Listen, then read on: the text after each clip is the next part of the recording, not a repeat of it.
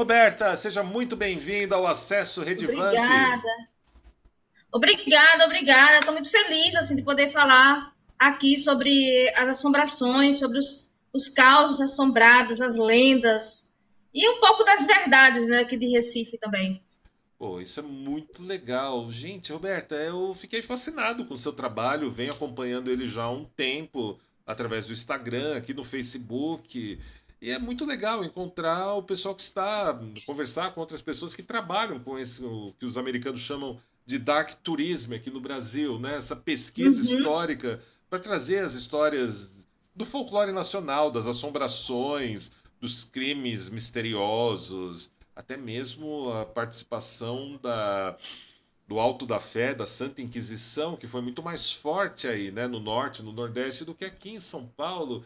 Meu, é um repertório cultural fantástico, é um prazer imenso ter você aqui com a gente. Roberta, se apresenta, conta um pouco de você, conta um pouco dos Sombras de Recife aqui para o nosso pessoal.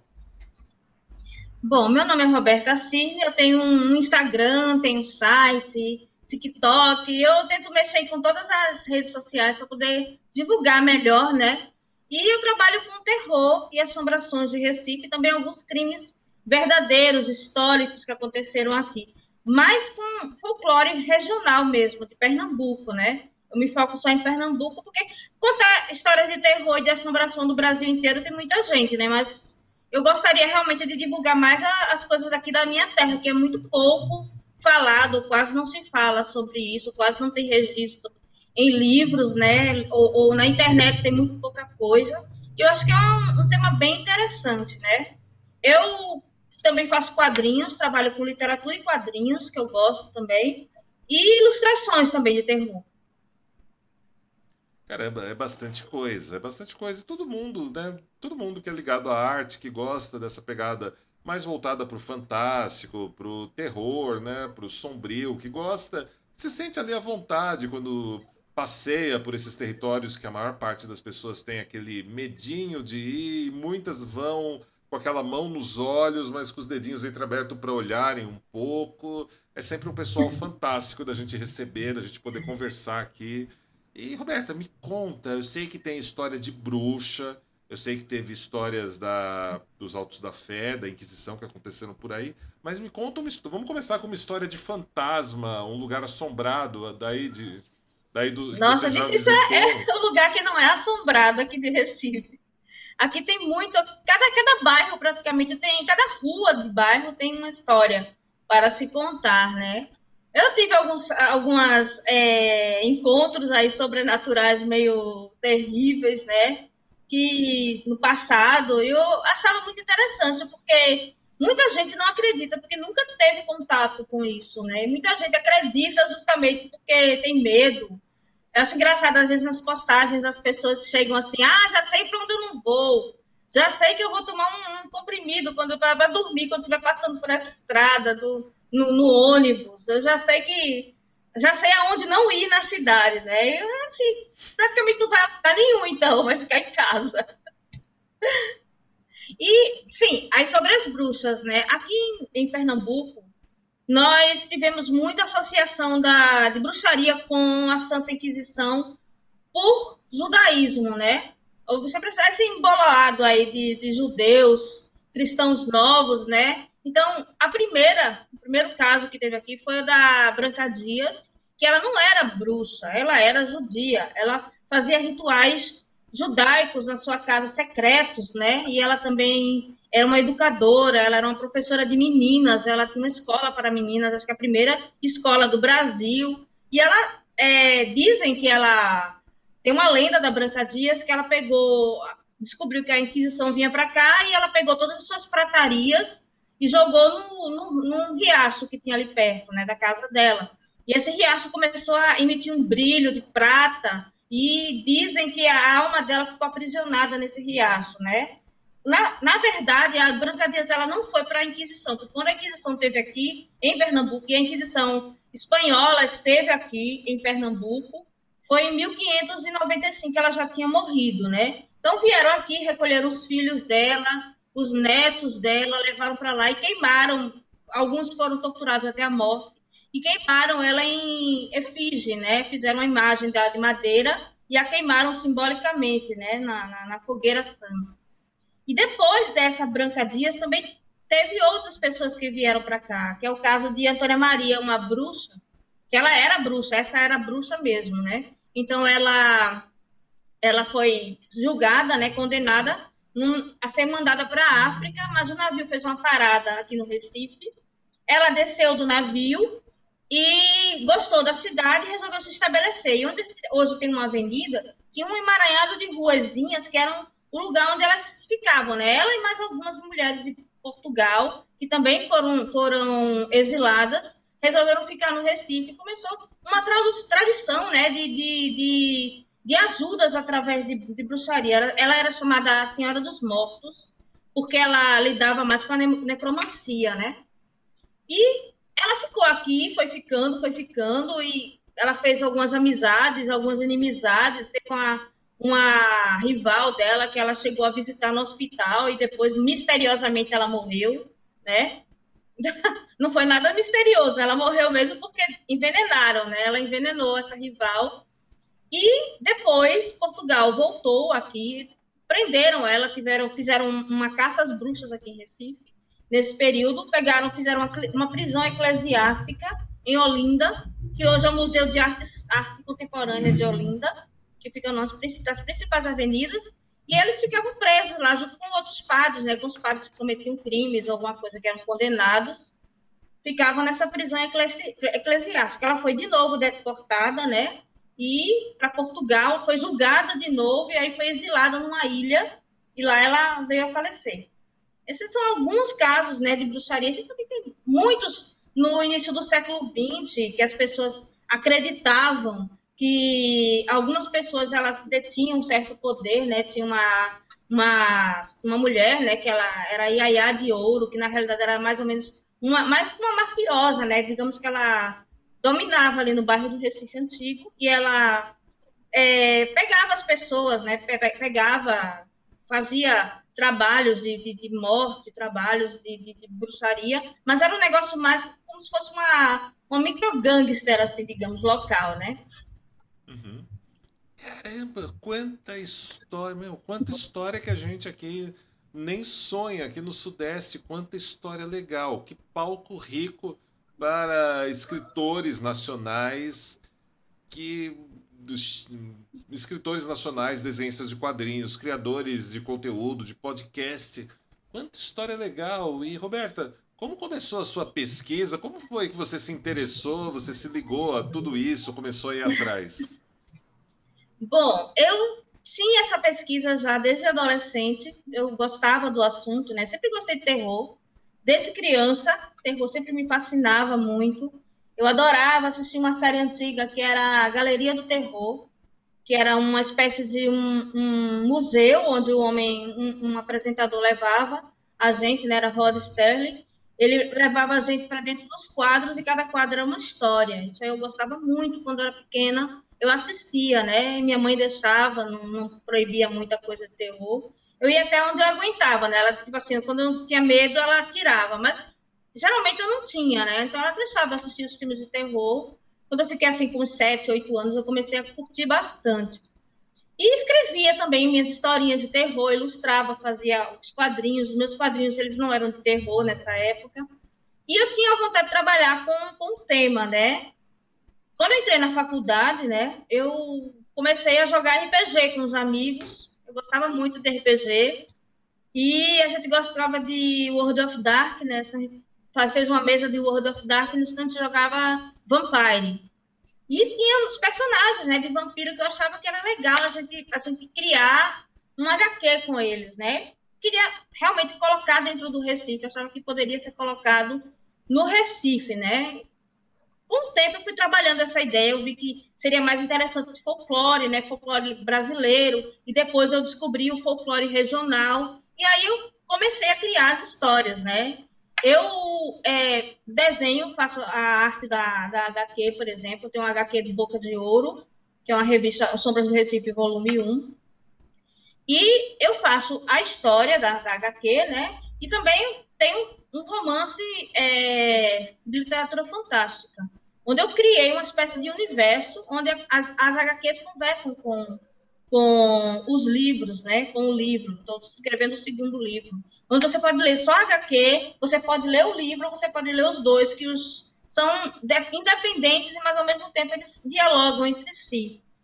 E eu estou indo por esse caminho, né? Eu vou apresentando as histórias, né? Minha intenção é fazer um livro, eu já estou com material compilado, estou fazendo as ilustrações do livro, e eu quero, até o fim do ano, colocar o primeiro livro de assombrações do Recife no Catarse, né? Que é onde geralmente eu coloco para poder captar um financiamento, fica mais fácil para a gente publicar o material da gente. Pô, que demais. O Catarse é maravilhoso, né? Nesse sentido, está permitindo muitos artistas, muitos grupos, muitos sites manterem as atividades, né? E trazendo muita coisa legal. Sem o Catarse, por exemplo, na área da magia, do ocultismo, autores como Marcelo Del Débio não poderiam ter lançado Sim. enciclopédias tão foda, tão fantásticas sobre esses temas. É bem legal. E, Roberta, me conta, agora, assim, aqui você está num lugar que a gente abraça história de assombração, história de bruxaria, de vampiros. A gente tem aqui, né, o São Paulo Maldita, que desde 2010 já, né, a gente passeia pela cidade de São Paulo, pelos lugares malditos, os lugares de assombração. Temos um roteiro que a gente passeia através dos lugares frequentados pelo Álvares de Azevedo, quando ia na Faculdade de Direito de São Nossa, Francisco. É um legal. passeio que eu comecei pesquisando academicamente, comecei pesquisando nos livros e depois fui falar com as pessoas mais velhas dos bairros para pegar as histórias dos idosos, aqueles causos, aquelas lendas que só contam assim, que vão se perdendo porque não estão nos livros. E é, Sim, sim.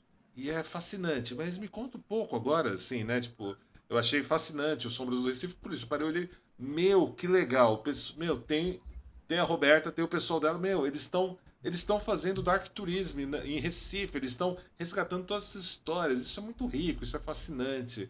Na cidade de Bauru, aqui em São Paulo, também começou um movimento parecido e estão pipocando. Os dark tourists, estamos começando a aparecer por toda parte. Mas me conta, é comum aqui no sul e no sudeste as histórias das noivas que são vistas na escuridão das estradas, né? Onde tiveram um acidente, tem histórias desse tipo.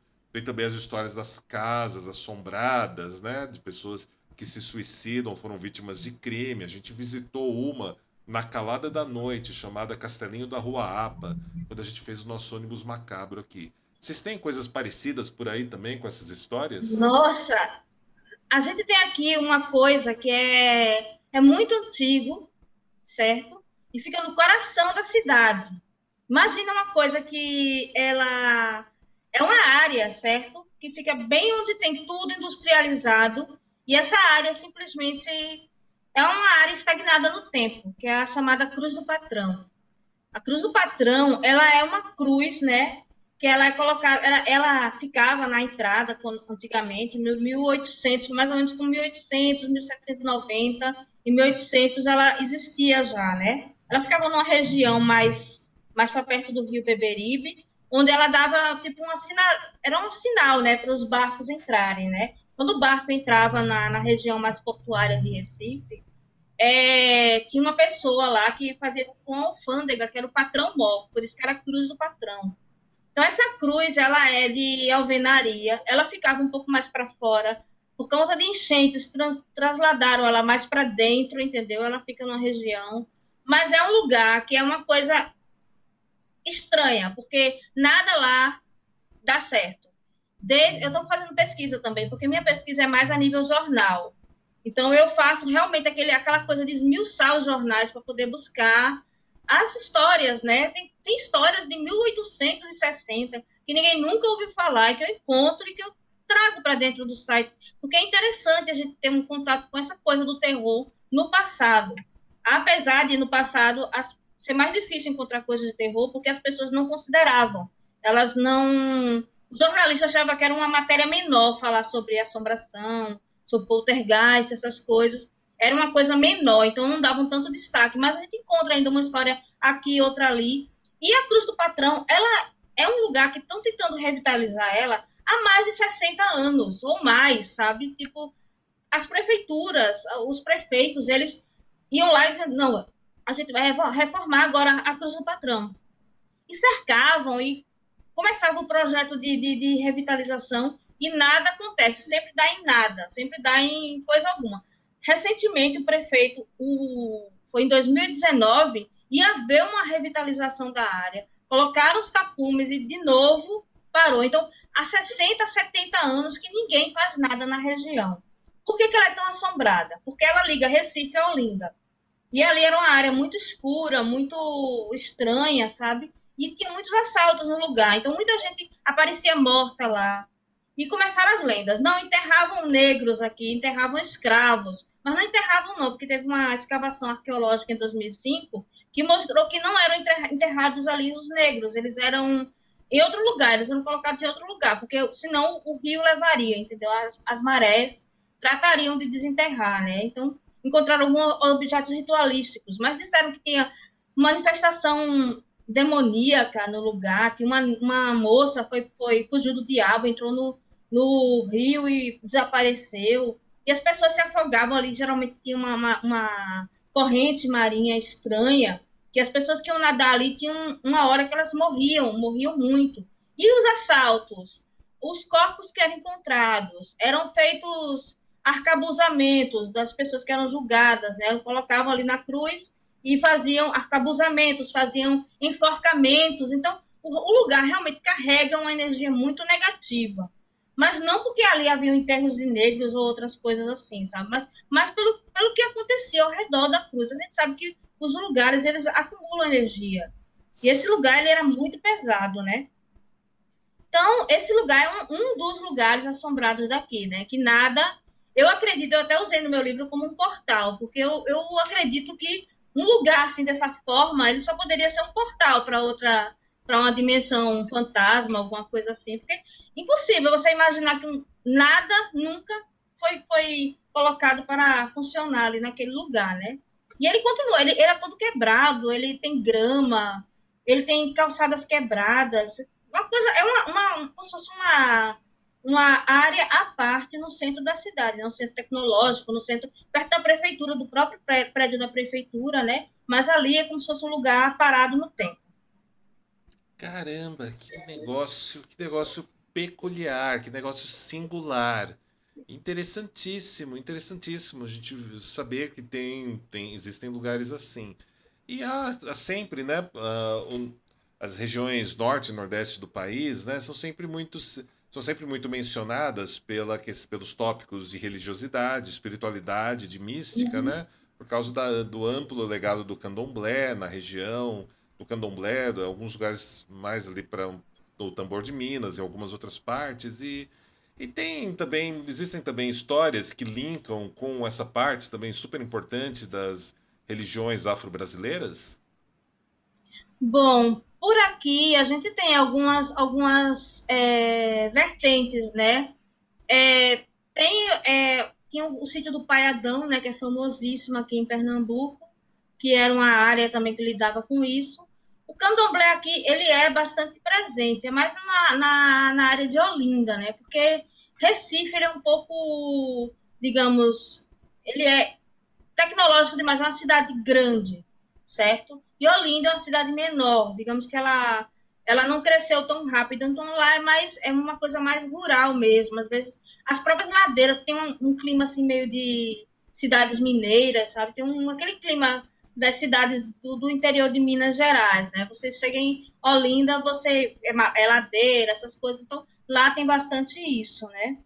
E aqui em Recife tem alguns lugares, né? Eu não tenho muito conhecimento a respeito das coisas de matriz africana aqui em Pernambuco. Eu trabalhei com um quadrinho que era sobre a cultura africana, que é o Afro HQ, que ele contava a história da vinda do povo negro para o Brasil, desde da África, né, desde a criação da África, sendo contada pelos próprios orixás. Então, por exemplo, o Molu, ele falava sobre os navios tumbeiros, falava sobre a doença. Como o Molu é o orixá responsável pela doença, ele falava sobre os males que os negros sofriam nos navios tumbeiros, nos navios negreiros que chegavam aqui, né?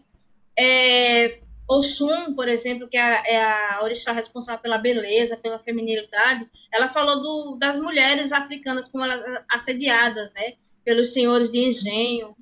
E, assim, sobre essa época da escravidão, vai falando muita coisa a respeito, né? Mas aqui em Recife, mesmo assim, eu não tenho muito contato com essa área de candomblé. Uhum, perfeito. E Nobre, tem uma pergunta aqui do pessoal aqui da nossa audiência, né? Na verdade, uma colocação, que eu sei que eles soltam aqui, depois eles acabam perguntando. Mas aqui em São Paulo, a gente tem, pelo menos nos últimos 30 anos, a gente tem muita história da loira do banheiro, fazendo muitas aparições e fazendo parte da memória afetiva da adolescência e da infância do pessoal da audiência aqui da Rede Vampírica. Vocês têm uma loira do banheiro também em Recife? Nossa, a gente tem várias louras aqui. A gente tem um monte. Deixa eu ver. A loira do banheiro aqui também existe, né? Aquela lenda da loira que aparece no banheiro com algodão no nariz e tal e tal. Mas a gente tem, em Fernando de Noronha, tem a lenda da Alamoa, que é uma corruptela da palavra alemã, né? Que chamavam de Alamoa, que dizem que é uma mulher loura, linda, por conta da. Teve uma época que a gente teve uma invasão holandesa aqui em Pernambuco. Então, holandeses vieram para cá, a gente teve. Maurício de Mudou um pouco Nassau, a né? língua. Foi com Maurício Nassau. Então, tiveram muitos contatos com o povo holandês. Então, havia a mística da mulher loira, mulher linda, né? Então, lá em Fernando de Noronha, também foi um reduto de presença holandesa. E essa lenda dizia que era uma mulher loira, maravilhosa, linda, que aparece à noite.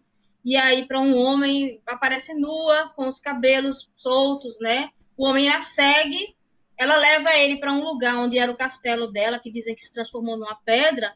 Essa pedra se abre, né? E o homem entra achando que vai encontrar com a mulher lá dentro. Quando ele chega lá dentro, tem um esqueleto. E aí as paredes se fecham. Essa pedra lá é constantemente inundada e a pessoa se afoga. O homem se afoga. É mais ou menos parecido com a sereia, uma lenda mais ou menos similar à lenda das sereias, né?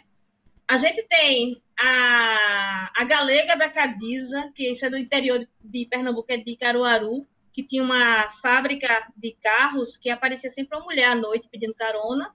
Ela entrava no táxi, né, geralmente o táxi ou o carro de um homem, e desaparecia no meio do caminho. Tem a loira da Curva de Dois Unidos, que é um bairro daqui, que os homens passavam assim, viam uma mulher muito bonita na beira da estrada, iam falar com ela, ela deixava que eles abraçassem, beijassem, e quando eles viam, ela se transformava em um esqueleto também. Muita coisa assim, transformar em esqueleto, né? Tem Uhum. uma loira também do cemitério de Santa Amaro, que a gente chama aqui de Galega do Santa Amaro, que também é uma palavra local, galega por conta da cor da pele mesmo, da cor do cabelo, né? Assim, de gaulês mesmo, é uma adaptação daqui de Pernambuco. E que ela levava os homens até o cemitério de Santa Amaro, ela pedia uma carona para casa, e a casa dela era no cemitério, lá dentro o homem desmaiava.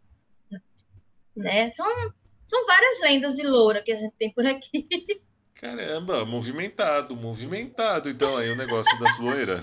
Tem uma amiga minha que diz que Recife é a Escócia brasileira, né? História tem de monte. Pois é, o nosso queridíssimo Paulo Sérgio aqui gostou das histórias das loiras, lembrou a adolescência. Se o Paulo tivesse 20 anos a menos, ele viajava aí para procurar os fantasmas. O cemitério é um bom caminho, assim. Começa pelo cemitério de Santa Amaro. Cuidado com o ladrão, porque o perigo aqui são os ricos, né? Não são nem os mortos, né? Não, esse padrão se repete por aqui também. Se repete bastante por aqui. Os vivos estão muito mais preocupantes. Nos cemitérios é um negócio complicado, é bem complicado. E aqui, continuando, né? Tem um outro negócio, um outro tema, que é a rede vampírica, né? Então tem sempre um tema que o pessoal acaba perguntando. Tem história de lobisomem? Ou de seres que se Olha, transformam em feras ou feras que se tornam tem humanos? lobisomem, tem. O lobisomem de Pernambuco tem duas histórias assim que são legais. O lobisomem de Pernambuco ele é um pouco diferente do lobisomem europeu. Ele não é um bicho bonito, como aquele lobisomem orgulhoso, alto, forte, não. Ele é considerado um bicho meio vira-lata, assim. Então, ele parece mais um cachorro doente, certo? E quem diziam que davam para virar lobisomem eram pessoas que eram acometidas por certas doenças. Então, tem a lenda de uma lavadeira, né, que tinha um lobisomem apavorando pela cidade quando no passado, né, no bairro do Poço da Panela, ela lavava as roupas lá, né, e um lobisomem apavorava por lá toda sexta-feira. Eles também se transformam toda sexta-feira e não tem a ver com o sétimo filho, né, não tem a ver nada a ver com essa parte da lenda do lobisomem tradicional. Então, é uma doença mesmo. Então, ele atacava as pessoas e essa lavadeira tinha uma filha, né? Ele correu atrás dessa moça, tentou pegá-la, rasgou o vestido dela, mas ela conseguiu se salvar. Um dia, a lavadeira estava recolhendo as roupas na casa de um senhor muito rico e no meio das roupas do filho da casa, que ele era estudante de direito, ela descobriu pedaços da roupa da filha, né? Então, descobriu-se que o filho desse lobisomem, o filho desse senhor, ele era lobisomem, é chamado o lobisomem doutor de Casa Forte, que é o bairro daqui, né? Que é Casa Forte e Poço da Panela são bairros próximos.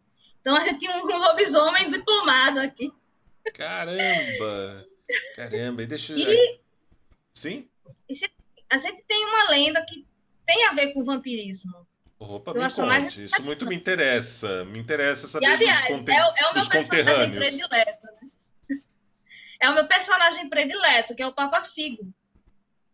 Então, o Papa Figo era um homem que ele. E o pior é que essa história tem uma ligação muito forte com a realidade, porque essa família habitava uma casa que existe até hoje, que ela é uma repartição pública, né? E fica num bairro que leva o nome por causa da família, que o bairro é o bairro de Parque Amorim.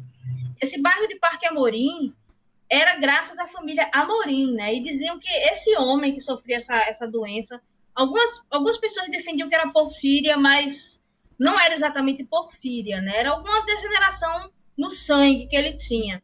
E ele adoeceu terrivelmente, né? Nada curava, e um dos negros dele, isso foi na época da escravidão, um dos negros que era mais apegado a ele, disse: eu vou levá-lo até um pai de santo que vai dar a cura para essa doença, né? O pai de santo deu a ele a cura, que era consumir fígado. Mas não podia ser um fígado qualquer, teria que ser fígado de criança. E por isso que chama Papa Figo, porque a corruptela da palavra fígado ficou como Papa Figo.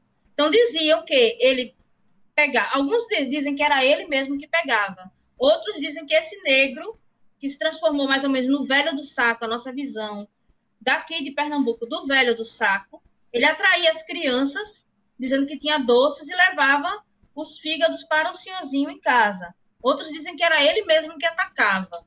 O fato é que as crianças apareciam mortas, evisceradas, né? E sempre junto do corpo algum dinheiro para poder pagar o enterro. E essa história foi para os anos 50, veio do século XIX, mas foi para os anos 50, que tinha uma limousine preta, que ia nos bairros pegando as crianças. Depois foi para os anos 90, que eu até peguei ainda essa lenda, que as crianças tinham medo da tal Kombi azul e a Kombi amarela. Nunca vi uma Kombi amarela na minha vida, mas tinha uma Kombi que diziam que era amarela, que pegava as crianças e tirava os órgãos dela também, né? Ou seja, é uma lenda que ela se renova sempre. E eu gosto do Papa Figo. Eu transformei ele numa. Ele é o personagem principal do meu livro, né? Meu livro do Sombras do Recife. Por quê? Porque ele tem essa característica de vampiro que eu gosto muito. E ele também. Eu quis misturar um pouco com a maldição do vampiro, né? Porque que o vampiro.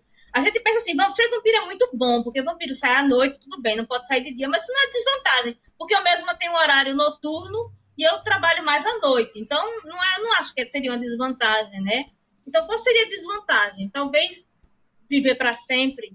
A gente colocar uma pessoa que possa viver para sempre, mas viver para sempre mesmo, assim, tipo, se cortarem sua cabeça, se lhe enterrarem, se tirarem seus órgãos, cortarem suas pernas, você vive para sempre. Se colocarem você num caixão e jogar você no mar, você vive para sempre, né? Até enquanto houver matéria ali, você vai estar vivo, né?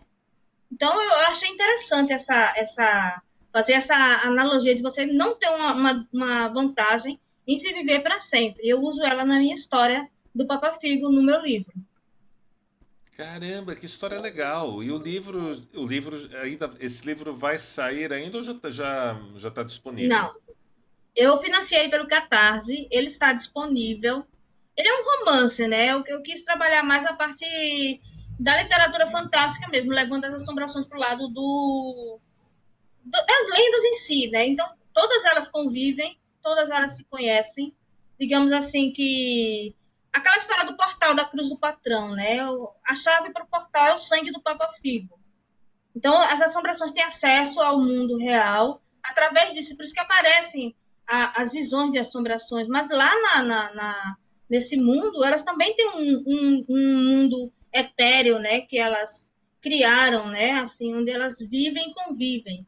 E esse livro eu lancei pelo Catarse, né? Eu lancei o volume 1 pelo Catarse. O volume 2 eu estou escrevendo agora, né? Que eu estou me centrando mais em Olinda, né? Olinda tem os subterrâneos, que eram usados na época Subterrâneos? dos jesuítas. É incrível, Olinda tem Conte-me um mais. subterrâneo. A Subterrâneos é um cidade tema toda. que eu adoro. Pronto, a cidade toda. Agora, meio assim, é legal, mas não é, porque a cidade toda ela foi cortada por subterrâneos jesuítas. Uhum. Então, debaixo de Olinda tinha uma outra Olinda. Só que descaso, a falta de cuidado, o pouco interesse da sociedade arqueológica daqui, né, que não tinha na época. Teve um prefeito de Olinda que nos anos 50, 40 transformou em rede de esgoto subterrâneo. E eles desabaram. A gente poderia ter uma visitação a subterrâneos hoje em dia aqui, se tivesse havido um melhor aproveitamento, né? Porque eram subterrâneos que eles existiam desde 1570. E tinha gente que foi enterrada lá. Ainda houveram excursões por esses subterrâneos e houve pessoas que foram enterradas lá, tem túmulos lá embaixo. Então há um certo descaso, desrespeito, né, por uma coisa assim tão interessante, né? Hoje em dia ninguém vai, foram todos fechados, assim, foram, acho que não desabaram, ficaram com entulho, né, que colocaram entulho para poder ninguém ir, mas eu sei exatamente onde é a entrada de cada um deles, né, porque eu também pesquisei isso para colocar no livro. E eu estou começando ainda, estou escrevendo, né, mas está em processo esse livro 2. Caramba, que demais, que legal. Nossa, a história de subterrâneo é um tema interessante. Aqui em São Paulo, a gente tem a Vila de Paranapiacaba e uma parte dela é chamada da Vila dos Ingleses, que foi construída pelo pessoal da Inglaterra que veio para cá fazer as estradas de ferro aqui no nosso estado, né? E Uhum. lá a cidade, bom, primeiro que a cidade foi pavimentada em sangue, né? Em sangue de escravo, de índio e de funcionário. Essa Porque história eu acho massa. Eu é adoro legal. Paranapiá. É legal. E lá a gente tem os túneis, né, que foram escavados, que eram as rotas de fuga do engenheiro-chefe e da corjinha dele, que obrigavam todas as pessoas que iam morar lá na cidade na época deles a entregarem os seus relógios e se orientarem apenas exclusivamente pelo relógio da torre que desmontaram na estação de trem lá. Essa cidade era toda steampunk, né? Eu tenho vontade de conhecer também. Ela Venha, tem venha uma pegada conhecer, é steampunk. fantástica, é linda. É um pedacinho da Inglaterra aqui com história de assombração, história de assombração de ingleses, história de assombração de seres folclóricos brasileiros e histórias ainda que se tornaram assim muito típicas dessa mistura ali, né? Desde o véu da Tem uma noiva noiva, da que é a névoa, né? bruma Uma coisa assim. que desce lá toda tarde. Tem o Médico Mouro, que é belíssima história. Nossa. Tem até um relato do Jack, o estripador, que supostamente teria fugido para lá. Foi o contrário, né? No livro de Jô Soares, na realidade, Jack Estripador saiu daqui para lá, né? Uhum. É lá, Lembrando do livro dele, aquele. Qual era o nome do Xangô de livro? Baker Street, É, o Xangô de Baker Street. que é Mas belíssimo. aqui tem essas histórias. Eu acho assim que existem tantas histórias boas em todo lugar. É só questão de você saber procurar, porque a hipervalorização do que é estrangeiro ao Brasil e a cada cultura de cada estado, eu acho que é muito, muito forte, né? Por que o vampiro de Drácula, né, que é uma mistura de lenda e realidade, porque o Drácula é forte aqui no Brasil, né, e a gente não valoriza coisas como o Papa-Figo, ou mesmo o Homem do Saco, né, o Saci, que por conta de Monteiro Lobato foi levado sempre para coisa mais risível, né, a gente tem várias lendas interessantes que não são assim tão infantis, né? Que não são motivo de riso e que poderiam dar boas histórias de terror, mas as pessoas não aproveitam o entorno. Assim, são poucos os que aproveitam, né? Eu quero fazer isso, eu quero aproveitar o entorno de Pernambuco para tirar um pouco o folclore da situação de excluído, né? De marginal. Acho que o folclore brasileiro é muito marginalizado. Isso é verdade. Assim, eu penso que aqui no Brasil, né, como também faço esse trabalho, a gente faz esse trabalho de formiguinha, né, resgatando essas histórias de assombrações, esses mitos nacionais, esses mitos, esses personagens Uhum. fantásticos, né, que existiram e que se tornaram uma espécie de lenda urbana, né, como disse alguém aqui no chat.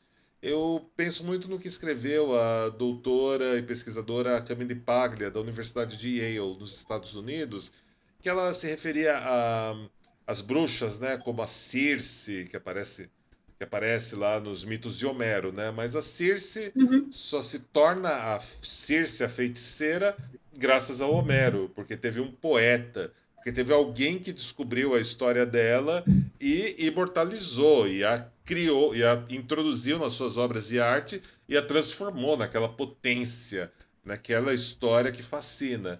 E o Vlad III da Casa Bassarab, que é o nosso Vlad Tepes da Romênia, que acaba inspirando indiretamente o Drácula do irlandês Bram Stoker, ele teve um Bram Stoker. Ele só teve um Bram Stoker para criá-lo, né, para trazê-lo para a arte, transformar nesse símbolo, nesse personagem fortíssimo. E o que falta aqui no Brasil, quer dizer, faltava, porque eu vejo o seu trabalho, eu vejo o trabalho do Felipe Reis, e de outros autores, como a Julia Moon, a Marta Argel, o Enéas Conheço Tavares e elas. muitos outros. Cara, assim, surgiu já uma geração de autores aqui, o pessoal que fez o Cidade Invisível, surgiu o André Bianco, claro, não podemos esquecer dele, né? Uhum. Surgiu aqui um pessoal que tá fazendo isso, que tá pegando esses personagens e tá imortalizando eles. Se não fosse essa conversa da gente aqui hoje, eu jamais saberia que a gente teria um personagem com traços vampirescos em Recife chamado Papa Figo. E eu achei fascinante poder conhecer um pouco mais, e compartilhar, a gente poder compartilhar tudo isso aqui no Acesso Redivamp. É fantástico poder conversar com vocês que estão trazendo a vida, trazendo para a arte esses personagens locais. E assim, eu tento sair o máximo que eu posso. É claro que não dá para sempre, né? A gente sair. Atualmente eu estou presa, estamos todos, né, presos em casa, assim, isolados de Recolhidos, certa forma, recolhidos, recolhidos. recolhidos. Pronto, Recolhidos, deu ninguém está preso, para estamos ser melhor recolhidos, você pela né? internet, né? Dá para produzir mais, assim, digamos, mas eu gosto de sair e levar isso para outros lugares. Por exemplo, aqui em Pernambuco nós temos, no Nordeste, né, nós temos uma outra pessoa que trabalha com o tema, que é o Márcio Benjamin, que ele trouxe o tema de zumbi para a seca. Então ele criou uma horda, uma cidade que virou uma horda de zumbis e sai indo pela seca, né? Esse livro dele, Fome, é exatamente isso, um ataque de zumbis no interior de Pernambuco, onde está havendo um flagelo de seca horrível. Então, as pessoas pegam suas vivências, né, lá, ele é do Rio Grande do Norte, ele é de Natal. Então, eu saí daqui de Pernambuco para poder levar as histórias de Pernambuco para outros lugares. Eu acho interessante isso. Eu acho que ficar só em Pernambuco, a gente só está retroalimentando. Eu tento fazer com que a história saia do Estado. Então, eu já, quando eu Uhum. posso, quando eu podia, né? Sair mais em 2018 foi muito bom. 2019 foi excelente. Eu fui convidada para vários estados, para vários lugares, e eu pude levar, né? Eu fui para a Bienal do Livro, aí em São Paulo. Eu estou sempre na CCXP, que é um evento de quadrinhos, né? Eu fui para a Horror Expo, eu Ah, não que sei se você legal! Você foi. esteve na Horexpo e não visitou o stand da Eu tive na, Redvamp. Bonito. eu tive, eu ganhei até uma bolsinha de cutelo naquela casa lá que davam uns brindes, né? Tirava Pô, foto com o legal. monstro. Pronto, ali eu achei que aquele evento foi muito, assim, foi bom por um lado, né? Não foi muito bem divulgado, mas eu faço também collabs com pessoas do sul, sudeste. Minhas melhores amigas estão em São Paulo. Eu participei de uma collab, né, da gente que deu muito certo, que foi o Gibi de Menininha, que é uma revista de Sim, terror feita só por mulheres. Então, o Gibi de Menininha tem gente do Rio Grande do Norte, tem mais gente de São Paulo, né, que é as meninas que trabalham com o terror de São Paulo, tem gente de Minas Gerais, tem eu de Pernambuco, e a gente faz uma história para mostrar que mulher também sabe contar histórias de terror. Porque sempre houve isso, sempre precisou de um homem para contar alguma história sobre as mulheres, né? E agora, graças ao momento atual, né, a gente pode contar a nossa própria história, né, e mostrar que a gente não faz só coisa fofinha, não desenha só coisa bichinho fofinho, peludinho, com o olhinho brilhando, não. A gente também trabalha com terror, a gente também trabalha com gore, a gente também trabalha com escatologia. Eu fiz uma história agora que ela é totalmente escatológica, assim, quem vai imprimir tá imprimindo pelo Marcate. Então, é opa. uma collab que a gente também fez com o Marcate para ele imprimir esse trabalho nosso, que é o Gibi de Menininha Apresenta, que está no Catarse, inclusive. São 3 histórias de terror longas, né? São spin-offs do Gibi de Menininha, onde cada uma das autoras, né, conta uma história. A minha história foi escrita pela Dani Taranha. Então, a gente está muito assim, muito Grande. Opa, pertinho deixa eu do mandar um pessoal do abraço terror. aqui. Só mandar um abraço grande, Dani Taranha, do Freak do Dani, um beijo! 89, que entrevistou a gente. Grande Dani Taranha agora lá no Ruro com o Érico Borgo. Sim, sim. E assim, a Dani, ela escreve muito bem. Ela fez uma história de terror, né? Que a gente acrescenta aquela parte que é aquela coisinha da gente, né? Mas a Dani escreve muito bem. Ela é meio desgraçadinha da cabeça para fazer horror, né? Que ela consegue colocar uma coisa bem, bem terrível mesmo. E você se surpreende. Essa história está no Gibi de Menininha Apresenta, que está no Catarse, que é uma história que eu fiz até de época. Ela é mais nos anos 50, né? Ela é toda passada nos anos 50, sem tecnologia. Então é uma história de terror também para mostrar um pouquinho como era um mundo sem celular, sem computador, sem essas coisas, como as pessoas se viravam, né? Foi uma Uhum. pesquisa, eu fiz uma pesquisa muito grande, eu faço pesquisas muito intensas nas minhas histórias, né? Quem quiser apoiar, tá lá no Catarse, né? Esse gibi de menininha tá lá. Tem história da Fabiana Signorini com a Camila Suzuki, de São Paulo. A Fabiana é de Minas Gerais. Tem a história da Clarice França com a... Não sei se eu tô trocando, com a Katia Skitney, que também é de Minas Gerais. Então, são 3 revistas. Você apoia e ganha 3 revistas. Eu fiz um projeto pessoal também, que eu peguei um livro. Eu não sei se vocês já ouviram falar de Carneiro Vilela. Peraí, só um minutinho.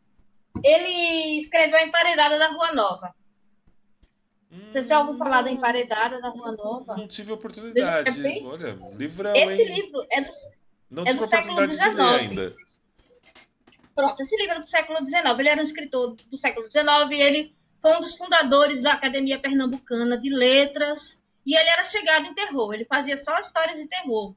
E ele tinha um livro que era muito pouco divulgado, né? Que era o Esqueleto, que é esse livro daqui, que só teve 200 cópias publicadas. E que ele o povo não tinha acesso. Então, aproveitei e fiz um catarse, que deu super certo. É um livro que foi escrito há 150 anos atrás, né? Foi escrito em 1871. E esse livro, ele foi o segundo livro de terror brasileiro. O primeiro foi Noite na Taverna, né? Que a gente sabe. O segundo foi esse. Ou seja, ele estava muito próximo de Álvaro de Azevedo no quesito terror, né? Ele foi o segundo livro na história do Brasil sobre terror, né? Que ele publicou por conta própria, ele colocou no folhetim dele, que ele também era jornalista. Então, eu peguei essa história e fiz um quadrinho. E eu estou fazendo esse quadrinho agora, que é de época, é passado em 1845, né? 1845 e 1870 também. E é muito bom você poder trabalhar com o horror, né? Com o terror, de uma forma que você. Pronto, deixa eu mostrar a capa. Opa. Que você pode trabalhar do seu jeito, né? Porque eu estou fazendo a adaptação. Essa é a capa da revista, né? Belíssima. Eu faço Belíssimo grande, faço trabalho. tamanho A3. Pronto, isso aqui é a cruz do patrão. Essa que está aqui. Cadê? Uhum. Deixa eu ver. Aqui nesse canto daqui. Olha aí. Ela é dessa forma, ela é bem sinistra mesmo. E essa história já é uma história que conta um conto de terror com a cruz do patrão por fundo, né? Tendo a cruz do patrão por fundo, né? É uma coisa bem meio gótica, assim. Mas é o tipo de terror que eu gosto. Eu acho que tem como a gente fazer uma coisa elegante. Tem como a gente dar ao terror brasileiro, ao folclore de terror, uma coisa elegante, gótica, que pode ser quase igual, né? Assim, tão bom quanto uma história de um escritor gótico que trabalha com terror, como Anne Rice, por exemplo. Assim, as Uhum. histórias dela são excelentes, porque ela pega um tema universal, que é o vampiro, mas a gente pode fazer isso com o material que a gente tem aqui. Absolutamente. Absolutamente correto. E a gente tem aqui no Brasil, né, que é pouco divulgado. Eu vejo isso muito na rede vampírica, o Cid lá no Clepsidra, né, também, que a gente bate na tecla. São mais de 170 anos de histórias de vampiros no Brasil. Tudo começando com Otávio e Branca, A Maldição Materna, lá em 1800, entre 1850 e 70. Uma história fascinante. Tem a Cauã, que é ambientado também aí subindo para o norte do país, que é uma história bem interessante também com vampiros, e tudo dessa época. Elas surgem na mesma época que Carmila, do Sheridan Le Fanu, estava sendo publicada na França, por exemplo. Elas bebem na mesma época, um pouco depois ali, mas são da primeira safra, do Johnny Polidor e todos. Johnny Uhum. Polidor e aquela grande amiga dele, né? Que a gente estava falando de mulheres nas histórias do terror, aquela Sim. jovem inglesa, né? A Mary Shelley, que visualizou, que ousou olhar para a ciência da época dela, quando ainda era um show de horrores, e meu, se esse negócio prosseguir, no que vai dar? Onde vai parar isso? E acaba criando o ícone, né, que é Frankenstein, o Prometheus moderno, né? Então eu penso que a mulher tem um papel muito importante à frente de contar histórias de terror, um papel visionário, uma narrativa que precisa sim trazer, tem que ser publicada, tem que ser mostrada, que são histórias fantásticas e que precisam ser contadas. E a gente vê isso acontecendo agora aqui no Brasil, né? As mulheres trazendo as histórias de terror, as meninas do Contos de Pandora, que de vez em quando participam dos Sim, nossos eventos aqui online, também duas grandes contadoras de história. E é muito bom ver todas vocês aí em ação, criando conteúdo, trazendo esse material para assombrar o imaginário da gente nesse final de segunda década do século XXI. é incrível, porque eu sou muito grata por estar viva nesse momento, por conta da dificuldade que é trabalhar. Ainda hoje é uma dificuldade. Porque aqui, por exemplo, em Pernambuco, a gente tem grupos de literatura fantástica, mas que são muito fechados, são apenas exclusivamente masculinos, né? Ainda existe isso, o Pernambuco é muito patriarcal. Então, quando a gente vai contra a corrente, é uma coisa muito difícil, é gratificante quando a gente consegue quebrar isso, né? Quebrar o paradigma de que só isso vai acontecer dessa forma. E, ao mesmo tempo, é um pouco cansativo, às vezes dá um desânimo, mas a gente tira a força, né? Eu tiro a minha força das mensagens que as pessoas mandam, né? Ah, como eu gosto do seu trabalho. Ah, o seu trabalho é inspirador. Não, o seu trabalho é muito específico. Ele resgata coisas que não são resgatadas geralmente por outros escritores ou por outras pessoas. E isso me deixa um pouco mais animada, mais motivada para continuar, porque tudo isso é feito por amor. Eu não faço nada que eu não queria estar fazendo, por conta que eu acredito muito que a vida da gente é muito curta. A vida é muito rápida, assim, passa num piscar de olhos. E eu gostaria de deixar alguma coisa que pudesse servir para as próximas gerações, né? Eu acho que essa é a versão vampírica humana, né? Como viver para sempre de uma forma que a gente possa contribuir com uma coisa legal. Então, tem os quadrinhos, tem um livro de literatura fantástica que eu escrevo também por prazer, e tem a parte que eu estou fazendo dos livros de terror, de assombrações, que eles são mais historicamente apurados, eles vêm com data. O livro de crimes, que eu também estou recolhendo os crimes de Pernambuco e vou publicar um livro sobre isso, que também vem com data, vem com locais. vem com a parte da polícia, né? Com algumas depoimentos das pessoas, né? E aqui em Pernambuco tem histórias que você pode criar histórias a partir de coisas incríveis. Por exemplo, eu vi no Catarse há um tempo, agora, uma pessoa que fez uma pesquisa, né? Ele estava tentando fazer um livro, não sei se ele conseguiu juntar o dinheiro no Catarse ou não. Era um pouco caro, né, o projeto dele, mas ele estava fazendo o passo a passo dos canibais de Garanhuns, né? Daquela família que fez comida, né? Um Sweeney Todd daqui de Pernambuco. A gente tem um Sweeney Todd aqui também, que era o cara que fazia salgadinho com empada e salgadinho com carne humana, né? Aqui a gente teve uma dessas que ele. E tinha história com portal, que ele tinha que matar não sei quantas pessoas para poder botar o sangue das pessoas nas quatro pontas do negócio e aí abrir um portal para o demônio descer a terra. É uma história bem complexa, né? Então a gente vê que não deixa a desejar. Quem quiser trabalhar com temas locais, procurar na sua cidade, vai encontrar muita coisa boa também. Uhum. Acima de tudo, né? As pessoas ficam imaginando agências federais de outros países investigando o sobrenatural. Meu, começa aí no seu bairro, na sua cidade, que em cada encruzilhada tem uma história. Meninos e meninas, guardem essa ideia, peguem essa visão. As histórias estão à nossa volta, só estão esperando autores as descobrirem e contarem, enriquecerem para se tornarem grandes personagens, oferecerem grandes momentos. Roberta, eu quero te agradecer pela participação hoje no Acesso Redvamp e como as pessoas fazem para encontrar você e o seu trabalho na internet e nas redes sociais.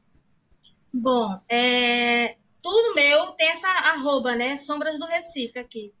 Tudo meu tá nesse arroba Sombras do Recife. Eu tenho o site, tenho o Instagram, né? Que eu coloco todos os dias eu alimento o Instagram com textos, com quadrinhos, eu faço agora uns mini vídeos que eu publico no Instagram e no TikTok, né? Contando as lendas em 30 segundos.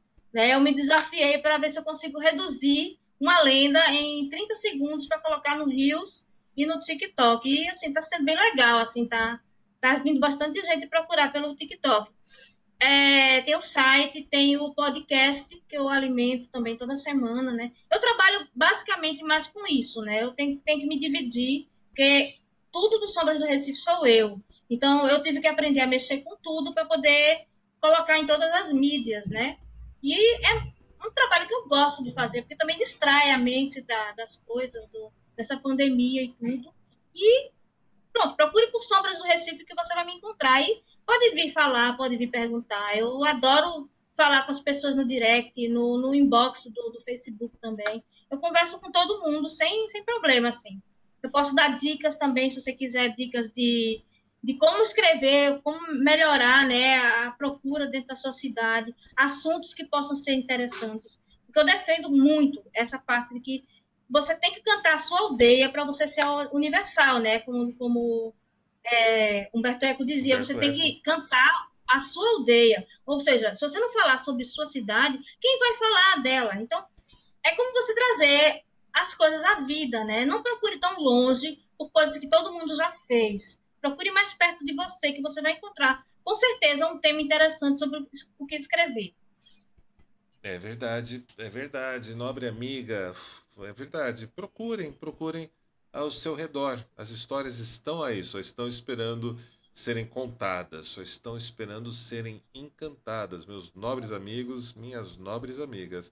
Roberta, muito obrigado pela participação hoje no Acesso Redvamp. Espero os seus retornos aqui e também no nosso podcast na Vox Vampírica, para a gente fazer um Vox Vampírica especial só sobre o Papa Figo. Vamos sim, vamos. Eu posso contar mais sobre o personagem que eu criei, né? Eu fiz ele baseado. Ele tem muita coisa de vampiro. Eu acho que ele fez. Eu casei, né? Os dois. O Papa Figo que já existia com um vampiro e acho que ficou uma coisa legal. Eu quero muito também falar sobre isso. Opa, então o convite já está feito. Já está Já feito. tá aceito. Já tá. Opa, vocês que estão aqui assistindo, gente, apoiem catarse.me Redvamp para a gente reativar a Vox Vampírica.